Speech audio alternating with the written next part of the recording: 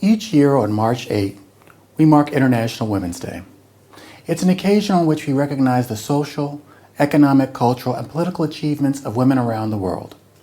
It's also an opportunity for us in the global customs community to reflect on our ongoing efforts toward achieving gender equality and to recognize the achievement of women to our critical work. In 2020, during our annual council sessions, the Directors General of Customs issued the Declaration of the Customs Cooperation Council on Gender Equality and Diversity in Customs.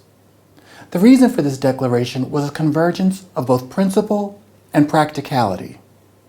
Customs has one of the most multifaceted and challenging tasks within government. As the manager of trade across borders, it is both guardian and facilitator. It both enforces rules and creates the environment that can encourage more economic actors to venture into international trade.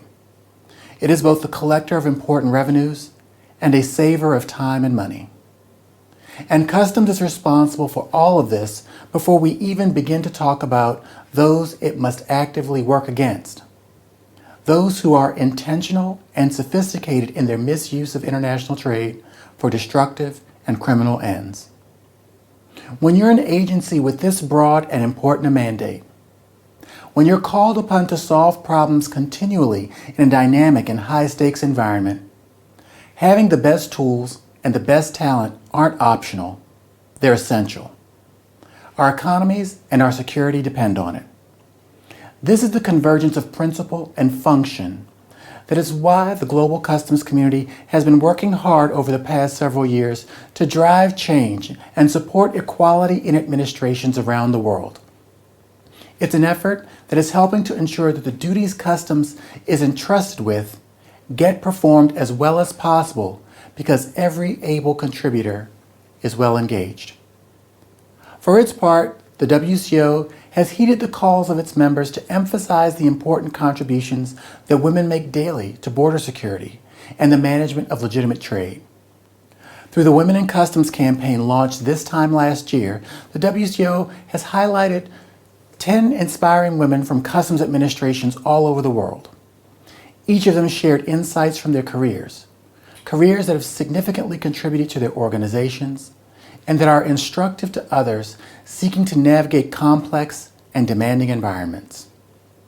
But the 10 stories we shared over the past year are by no means all that there are to tell.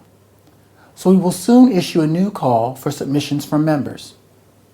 We want to continue to demonstrate the contributions that women are making to Customs, to share their inspiring examples, and to motivate others to dedicate themselves to our mission. We are also continuing to provide information and tools to support our member administrations as they shape their work environments and cultures in ways that enable the full participation of men and women.